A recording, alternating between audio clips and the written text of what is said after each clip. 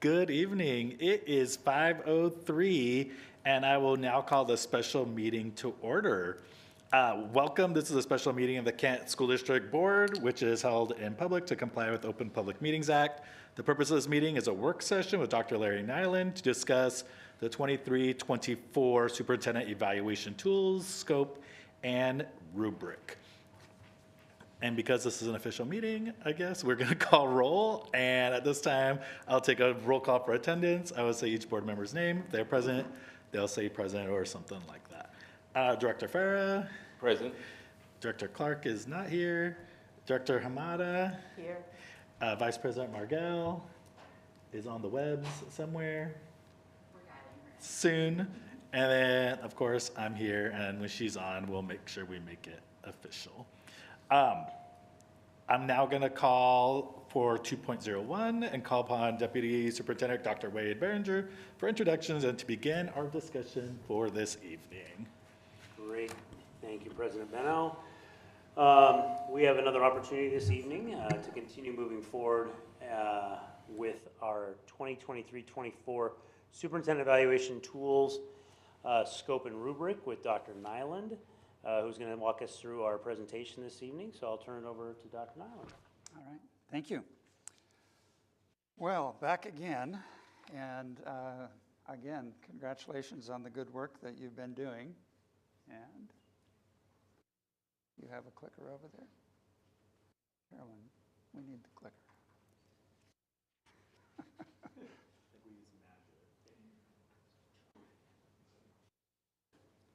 So tonight we want to pull all of the pieces together. So you've already taken action on most of this, and now it's just a matter of pulling it all together in one place. So you approved the research-based rubric for the superintendent evaluation a year ago, and we'll talk about that a little bit. You approved the district goals via the strategic plan in June. Last week we took feedback from you in terms of how the process worked. And tonight we want to do the first reading for the 23-24 goals as they've been pulled together in that evaluation document that you remember well. We didn't print it all for you, but the long version that you went through before. And then we want to share just a little bit about the calendar going forward, which will have a few less than the 18 meetings that we had last year. So the next slide is about the feedback from last week. Thank you for your good comments and thoughts about how the process went last year. So one more slide, Carolyn. Thank you. So we heard you say that you liked the rubric because that gave you a way to be a little bit more objective about the ratings. You liked especially the measures. The quarterly and regular reports to have discussions were good, and then the way that you came together as a board around the consensus ratings you liked. The opportunities were more trend data, which we'll have as we build into the second year of the cycle. Outcomes data, which you talked about, that we'll now have the outcomes data from last year as part of the evaluation cycle for this year. And then some further discussion about champions and the role that you had in that. So just a little bit more on the monitoring on the next slide. I need a better way to think about and talk about and figure this out. Maybe with either stair steps or chain links or something like that. So the strategic plan that you'll dig in, you've already approved, and that you'll dig into on November 8th, has activities in it, and then it has progress measures in it, and then it has outcomes. And over time, we'll have that trend data to show how we're doing. And all of those are important because if we didn't do the activities, then the measures still aren't good if we didn't do what we said we would do. But we need to know, first of all, did we do what we said we would do? Second of all, did it show as an indicator along the way? And then third, did it really move the needle when we get that annual improvement state assessment for students and other data that comes at the end of the year. Next one. So you approved a year ago the evaluation standards, which are extensive. I was going to go through and count today, and I didn't. But they're research-based. They have the detailed criteria. And last year, the board added 2 criteria to that list. One was, a sustainable budget, giving good notice and good warning about how steady the funding is for the district. And the second one being around the student engagement and the work that Simone has reported to you several times on during the year. It has a 4-part rubric in it, just parallels the teacher and the principal evaluation under what we're required to do for state law. And then it's evidence-based. It originally came out of Massachusetts. WASDO went through it, and it's been some professor out of Montana has done the research on it to say, yes, if boards do these kinds of things, you do see improved student learning. So the next one is just a little bit about that long document that you have. So it has 4 standards: instructional leadership, family and community engagement, management and operations, and professional culture. And then on the right-hand side are the criteria. And then, as you recall, there were indicators under each of those, and then a 4-part rubric. So I think there was 50-some scorings that each board member did as part of the process of finishing out the evaluation last year. So this is just a reminder. You've already done this work. You've already approved the evaluation. And this will be your kind of first reading to put it in place for the remainder of the year. The next slide is the second component, district improvement goals. You could also think of this as the first component, but it was adopted on June 28th. So we put it second in the chronology here. And those were tweaked somewhat from the goals from last year, but you're basically continuing with 4 goals, now 5 years for the strategic plan, with that idea of achieving student learning improvement, because we continue to improve as we go through that cycle each time. So those are the 2 main components. And the next slide. We've been working on this idea of how do we align them and how do we have coherence across the district, certainly across the executive cabinet, and then throughout all of the schools, all of the classrooms, and all of the staff in the district. So the next slide is kind of where we're putting that together. So that goes into the evaluation system. This is a very, very, very tiny thumbnail sketch of that final document that you completed last in June, which has the goals down the left-hand column. They're aligned to the standards in the rubric. And then superintendent did a self-evaluation rating, and each of you came with your ratings, discussed them, and came to consensus on the ratings. So that's the main import of tonight, is a first reading on basically the same process that you used last year with the, I don't know what word to use, with now the substitution of the strategic planning goals as part of the goals that fit into this system. So I'll stop there and see if you have questions about any of that. Do my colleagues have questions or things that they want to ask about this? I just wanted to ask, can you hear me? So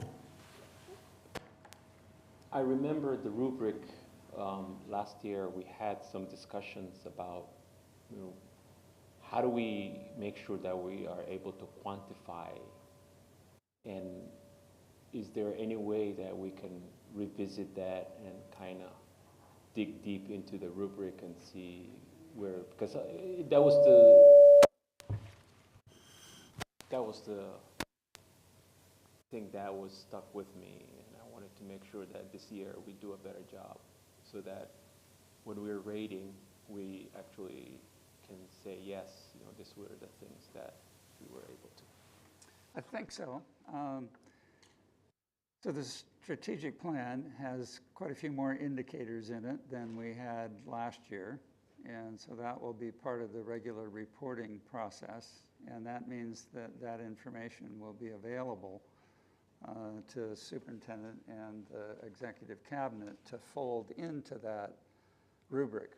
Will we have a measure for each one of those 50 items? Probably not, but we do have more indicators that can be used as part of the discussion for each of those, well, for more of those items. And I understand that because, it's sometimes hard to even have the data itself, right? So, and what we want to make sure is that whatever data we have is implemented with fidelity, so that we can measure ourselves. Because for me, looking at the rubric, it's an actual indication of how we're trending. So that we're evaluating ourselves. So the more data we have, the better, and then we can kind of answer the question, which is, that's why I'm kind of asking that question. You will have more data. Whether it's enough or not, you'll figure out. Because rubric itself doesn't change. The rubric's a rubric. Right. It's the indicators that we need to look at, right? That's ultimately what we're going to look at, to see if the indicators are, the indicators that we put in place are matching what we want to actually look for, right? And in the new strategic plan, because I worked with the last one that we did and this one, I think the indicators are going to be, to me, a better indication. So Yeah. I think we might have that covered better from what I've seen. That'll be good.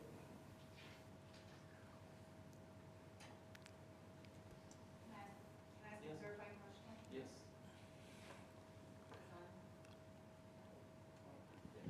Okay. Director Farah, thank you for the question. Could you clarify what data metrics that you're referring to when you say you want data? For example, student achievement, right? How do we know that we're trending the right direction from last year, for example? Because what I want to see is that if we're looking at, each school, they have their way of measuring with, MTSS and, school improvement reports. How do we make sure that compared to last year, are we looking at are we trending the right direction? So that is where we were asking ourselves that question last year when we were doing the evaluation, was, is the data shows we're trending the right direction? Yeah, so I just want to share an update relevant to that question. Today, I had the opportunity to meet with Executive Director of Performance Outcomes, Dr. Ashley Birkland, and her team member, Lizzie, and we were looking at a data summary from last school year. Okay. And we have an intention of putting together a summary. Okay. As a result of the last work session, you had Thank you. shared the need for that data. Yes. And so we're putting together a memo and a summary to share with you that we have discussed in Executive Cabinet. Right. And commitment to share some of those quarterly updates, Right. of course aligned to our strategic plan goals, but also just sharing a summary to also share the urgency and the relevancy around some of our work, like our literacy initiatives in elementary and secondary. So it is in the works, and it's a commitment that we want to share. Thank you, thank you. I think part of that too, when we received data last year, there was a lot of data. We didn't necessarily always know what things meant. I think there was one meeting where like, oh my gosh, all these schools are not meeting standard. Like, oh no, you have to read it backwards. The negative means a positive. We're like, oh, well, that would have been good to know, right? So Well, yeah. things like that would have been good. Like how we get the data, I think would have helped us as well. I think what's important is that, yes, we have the data, but we don't want to just admire the data or the challenge, but we want to then talk about the now what. What are we doing about it? How does that show up in our strategic plan goals and strategies, our school improvement goals and strategies? But again, the now what is the part that we want to be able to address, which we're committing to in some of our teaching and learning I'm glad to hear updates. that. I'm very glad to hear that, because that was a conversation we had, because it's like, okay, we have these DIBEL scores, we have school improvement plans, we have this, and we got a lot of pieces. I'm really glad to hear that. It's more of like, okay, we have these pieces, now what? I think that would help us kind of clarify like what's going on with the data and what is happening. So to me, that's really good to hear. Yeah, and then, you know, it really aligns nicely to the instructional leadership focus. So looking forward to sharing those updates with We you. appreciate that because Yes. that's the questions that came up during our meetings, the 18 meetings. Only? I know. I also want to follow up with, for example, we didn't even have how to engage, when it says family community engagement, is there how, that was the other thing that we were asking ourselves the question, how do we quantify that? So the data would be really helpful to have something to that effect so that when we're looking at, you know, how do we quantify? If I may add something to Director Farah's comments. Yeah. Scared. Director Margell I'm is sorry. present. It cuts out a little bit. Yeah, go ahead. Sorry, I just wanted to say 100% agree, and with the last one, one of the things that we saw is exactly how President Benno explained, that we saw the data, but it was only for that year. So here was the beginning of the year, this is mid-year, and this is later in the year. What we didn't ever get to see is kind of that, then, and what would be nice this year is, because with the fairly similar goals, where did we end last year and then start this year at, and kind of see that continuous progress of our students, and not just kind of in a one-year time segment, would be one comment. And then exactly what Director Farah was saying with family engagement, we were tending to talk about the what we did and not the outcomes, and trying to see any type of data around outcomes of that. My apologies for interrupting. No, you're good. Okay.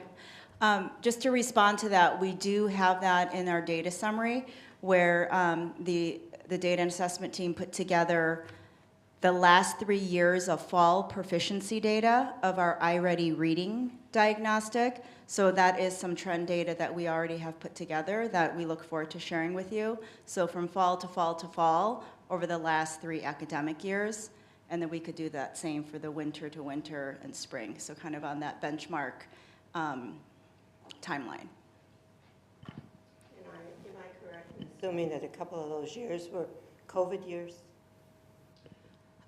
The 3 years back is the first year that we returned. We had a new variant, and so there were disruptions, but it was a full school year. Okay. Yes. Thank you. Yeah. Great. And Vice President Margell, you have to interrupt because we can't see you or see you raise your hand, so you have to just jump in. So we appreciate your participation. Sorry, I raised my hand in the Zoom comments, but I don't know if you can see No, that we on the can't. screen. So just jump in. Okay. We'd love for you to do that. Other questions, comments for Dr. Nyland before we move forward?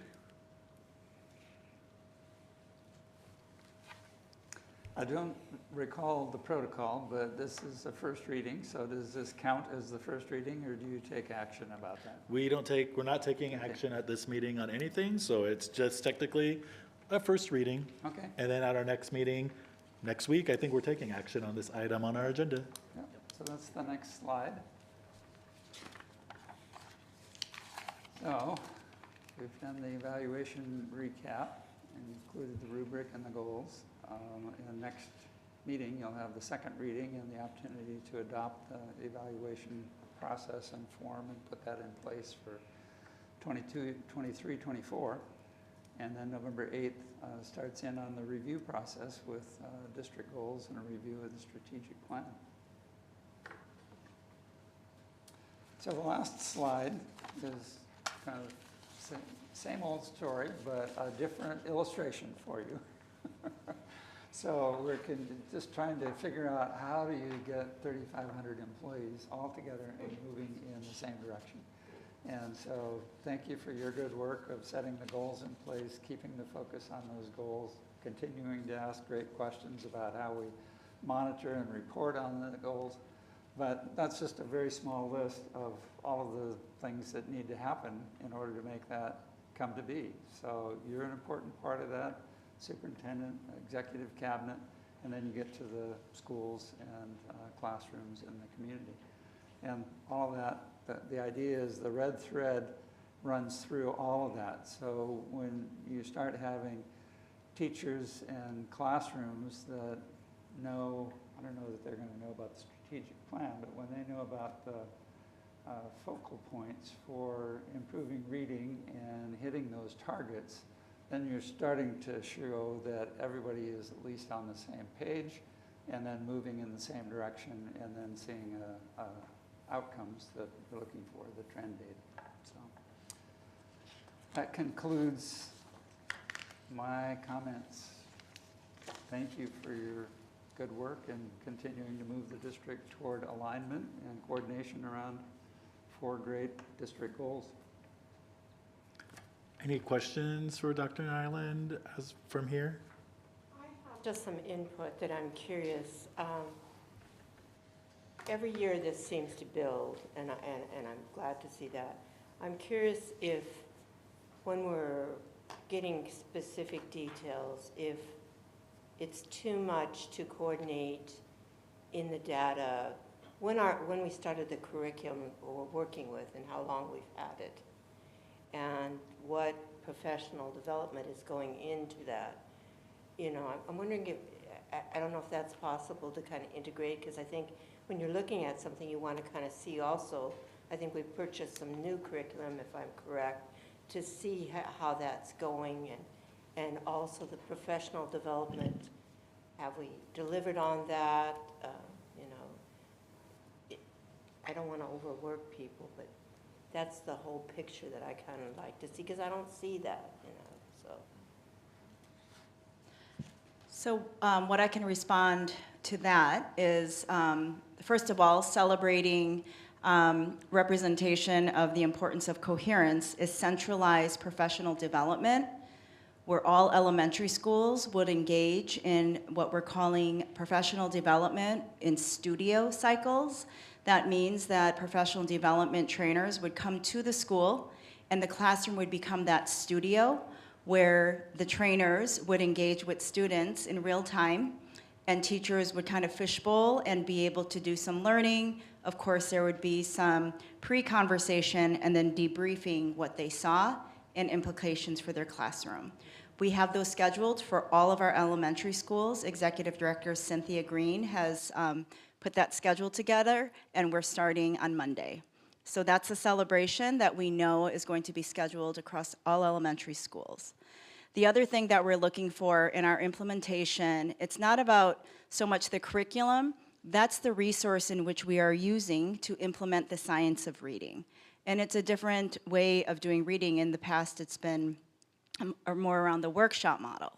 So what we're doing is we're creating a common elementary literacy, kind of like a look-for tool, but it's more about, are the common resources being utilized? Are we seeing the number of minutes that we are suggesting in this model? And then also, are we seeing the routines and instructional best practices? That is the body of research that we're doing in partnership with the Learning Accelerator, and then also a commitment to one of our priority initiatives of Goal 1. So we're thinking about it, and we're trying to see if we say that we're doing all those things based on the data collection, are we seeing a different impact? And hopefully by next fall, we're going to see an increase of that iReady proficiency. and then an increase over years in our SBA results. The studio approach, is that something new that we've used in Kent? I'm pretty sure that there have been different versions of it. GLAD is a guided language acquisition design. It is a method that the professional development model over the years in the past uses that studio model. So it's not new to education, but it's a new way in which we are doing in KSD. I think it's been a few years around literacy. Someone wants to correct me if I'm wrong on that. Thank you. Yeah. Appreciate that. So in theory, there would have been a pilot, but we didn't do a pilot for this curriculum. Am I correct? We did. We did? Yes. And so are we going to compare the results of the pilot to what's happening this fall? Yeah, that's a great question. That's definitely data analysis that we can do for schools that had the opportunity to pilot it for a short period of time. What does that look like? What does their growth look like? iReady is a metric that gives us proficiency data and growth data. So perhaps we can look to see if there's a difference of growth percentage for schools that piloted last spring to this spring, because you don't get that growth data to the end of the year. But there's ways that we could absolutely measure.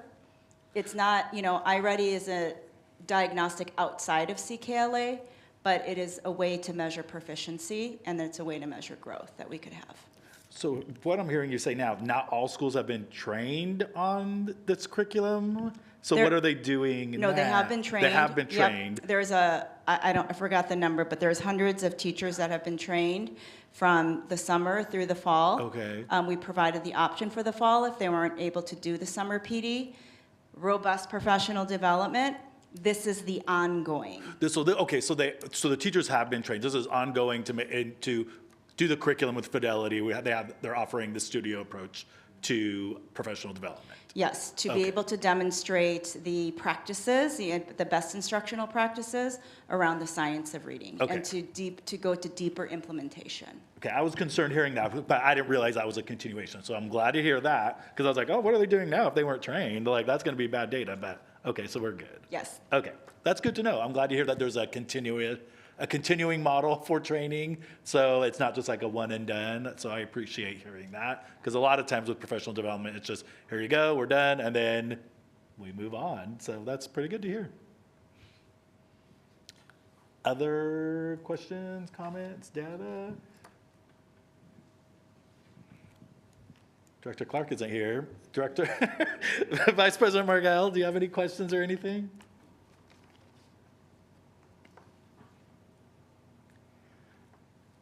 I'll wait. No, thank you. Oh, there we go.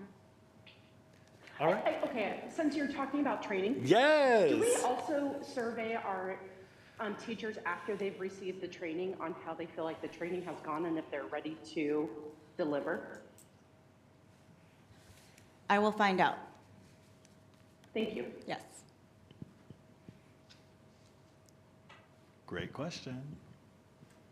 I'd just like to add, that this has come up in other meetings, and I've heard that we're not doing all this database, and I think if we can get that out to our public, I understand that, but I found it very interesting in some conversations I was in that was kind of the version that was out there, that we're not really doing a lot of database stuff, and we're just, apparently we need to somehow again get the message out more, so that's why I brought that up, so thank you. I know Joelle is not sitting at the table, but she's in this space, and through her leadership and the work of that team under my colleague Randy, Associate Superintendent of Learning Supports, that there is a commitment to sharing updates from year to year, mid-year as well, on our strategic plan priority initiatives. There are high-level metrics, and there are metrics along the way based on the identified priority initiatives. So I think that transparency is really going to be showing up more and more with our new strategic plan. And we absolutely have a commitment. And if you has asked Joelle, she's got it benchmarked on all the dates that she's going to share at the board meeting, the progress monitoring that is going to be in place. So we are committed to that transparency, and you're going to hear more about that in our upcoming board meetings. Glad to hear that. I just hope people will be tuning in to listen.